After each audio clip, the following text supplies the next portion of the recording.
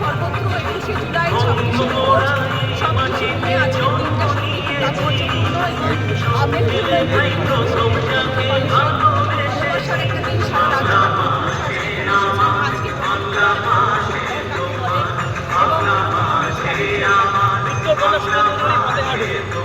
ওনারা সবসময় পাল্টা হাঁটে, ওনারা হাঁটবেন, ওনার পায়ে চটিটা আছে ওটা দেখতে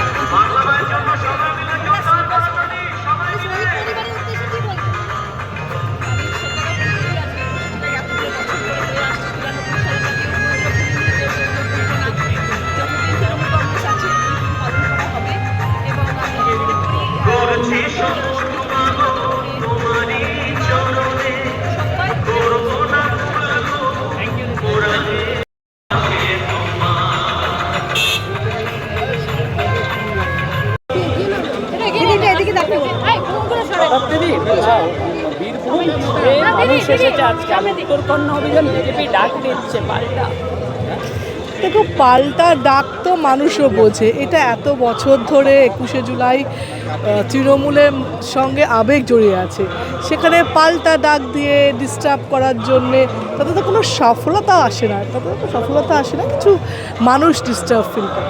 আচ্ছা, বিধানসভা ভোটের আগে এটা লাস্ট 21শে জুলাই এবছরের জন্য খুব গুরুত্বপূর্ণ। কি মনে হয় মুখ্যমন্ত্রী মমতা বন্দ্যোপাধ্যায় এখানে তৃণমূল সুপ্রিমো বার্তা তো নিশ্চয়ই দেবেন যে কীভাবে? নিশ্চয়ই, আমার মনে হয় নিশ্চয়ই দেবে, কারণ যেহেতু এরপরেই মানে একদমই কাছে নির্বাচন, নিশ্চয়ই তার তরফ থেকে একটা বার্তা থাকবে। হ্যাঁ, সেটা তো হচ্ছে বড় ইস্যু, এবং সেটাতে বোঝা যাচ্ছে যে বাঙালিদের হেট করছি অথচ বাঙালিদের ভোট চাইছি। দুটো তো কন্ট্রাডিক্টরি না, দুটো তো কখনো একসঙ্গে হতে পারে না। তার প্রমাণ 26 দেবে। অনুব্রতবাবু এসেছিলেন, আসবেই তো।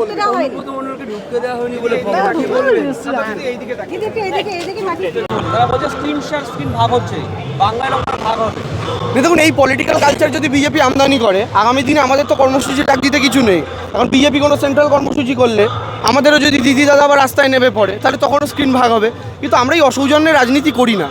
আর এই প্রোগ্রামটা তো অনেক বেশি শহীদদের তর্পণ, তার সঙ্গে সঙ্গে রাজনৈতিক গতিপথের সিদ্ধান্ত নেন মমতা বন্দ্যোপাধ্যায়। তো যে কোনো রাজনৈতিক দলের শহীদরাই তাদের কাছে আবেগে, সেটা নিয়ে আমার মনে হয় সেই জায়গাটাতে রাজনৈতিক ভাগাভাগির খেলা, স্ক্রিন শেয়ারের গল্প করা, এটা দেখে মনে হতে পারে খুব চালাক রাজনৈতিক কৌশল, কিন্তু আলটিমেটলি ভাবাবেগের সাথে খেলা করা। শুভেন্দুবাবু যেটা করছেন, এর আগেও বিজেপিকে ডুবিয়েছেন, আগামী দিনেও বিজেপিকে ডোবানোর কাজই করছেন। কারণ বিজেপিরও সেই সময়, আজকের দিনে যারা নতুন বিজেপি, সেই সময় যারা বাম বিরোধী লড়াইতে ছিলেন, সেই মানুষগুলোরও কিন্তু আবেগ জড়িয়ে 21শে জুলাইয়ের সাথে।